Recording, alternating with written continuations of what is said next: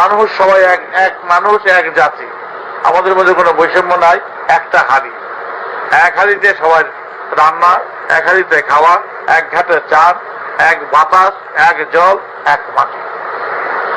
তোমরা সেইভাবেই তৈরি হয়ে যে সমস্ত আদেশ উপদেশগুলো বই আকারে বার করেছে সেগুলো পড়ে পড়ে, যারা পড়তে পারে পড়ে তোমাদের শোনাবে, তোমরা ক্লাস করবে, এক জায়গায় সবাই ভাইরা ভাইরা বসবে, এক গুরুর শিষ্য সন্তান, পেটের বাচ্চা তোমরা আমার, তোমরা নিজেরা এক ভাই, গুরু ভাই বলে তোমাদের, তোমরা এক ভাই।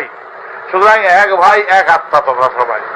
তোমরা নিজেরা বসে আলাপ আলোচনা, প্রত্যেকটি গোপন আলোচনা করবে, সুন্দর করে বুদ্ধি করে বিবেচনা করে কিভাবে কাজ করতে হবে, কিভাবে প্রচার করতে হবে, কার কোন দিকে যেতে হবে, কে কিভাবে কাজ করতে হবে, সব কিছু সুন্দরভাবে সাজিয়ে গুছিয়ে তোমরা কাজ করবে।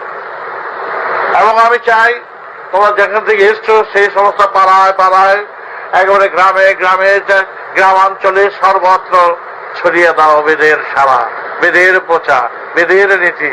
অন্য সব সাধু সন্ন্যাসী যারা আসেন তারা শিষ্যের মাথায় হাত বুলায়, শিষ্যের মাথায় পয়সা রোজগার করে, এগুলো আমি পছন্দ করি না। এই বাবা সেই বাবা পাও নাই, তোমাদের হাত বুলিয়ে পয়সা নেওয়ার বাবা নয়।